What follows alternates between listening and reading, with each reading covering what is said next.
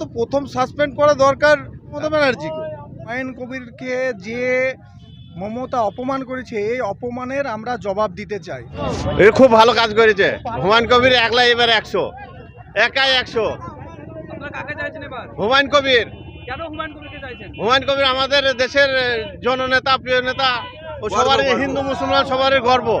হিন্দু মুসলমান বলে কোনো কথা নাই, ওকে সবাই ভালোবাসে। কোথা থেকে এসেছেন? কাশীপুর। আপনার নাম কি? দেখুন, হুমায়ুন কবির সাহেব এমন কোনো কাজ করেনি যাতে সাসপেন্ড করতে হয়, করেছে গায়ের জোরে। অ্যাকচুয়ালি উনি মসজিদটা শিলান্যাস আজকে করছে বলে তো সাসপেন্ড করেছে।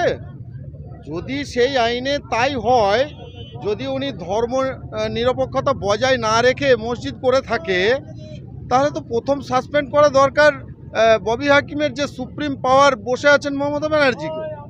কারণ এই ওয়েস্ট বেঙ্গলে মন্দির যদি করতে হয় সরকারি টাকায়, সে তো সর্বপ্রথম মমতা ব্যানার্জি করেছে, সেটা সরকারি টাকায় করেছে। কিন্তু ইনি হুমায়ুন কবির সাহেব যেটা করছেন, ওনার নিজের টাকায় করছেন, জনগণের টাকায় করছেন, ব্যক্তিগত টাকায় করছেন, কোনো কারো সাধারণ পাবলিকের ট্যাক্সের টাকায় তো করছে না। তাহলে সেই জায়গায় ওনাকে যে সাসপেন্ডটা করেছেন, ওনার আবার স্যান্ডো গেঞ্জিরও পকেট থাকে, সেটা তো সাধারণ মানুষ অনেক আগেই দেখেছেন। তাহলে সেই বিষয়ে, ওনার বিষয়ে আর কি বলবো বলুন। তো এই যে বিষয়টা ঘটেছে কালকে, যে অপমানজনক সাসপেন্ডটা করেছে ওনাকে ডেকে, তার জবাব সারা ভারতবর্ষের মানুষ দেবে 26-এ।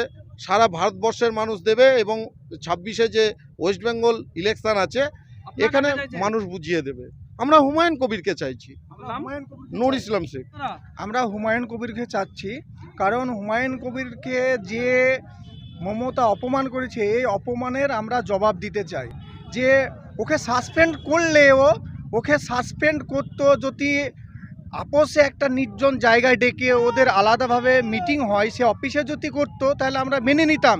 এটা সরাসরি মানুষের সম্মুখে যে এতগুলা মিটিংয়ের লোকের সামনে যে ওকে অপমানজনকভাবে সাসপেন্ড করা হলো, এর জন্য আমরা ঐতিকভাবে একত্র হয়ে ওর সঙ্গে আমরা যোগদান করব এবং ওকে সহযোগিতা করব না, বা কথার দ্বারাই হোক, কাজের দ্বারাই হোক, সব দিক দিয়েই আমরা ওকে সহযোগিতা করব। এটাই হচ্ছে আমাদের বক্তব্য। আমার নাম হচ্ছে মোহাম্মদ আসাদুল হক। কাকে চাইছেন? হুমায়ুন কবিরকে। কেন?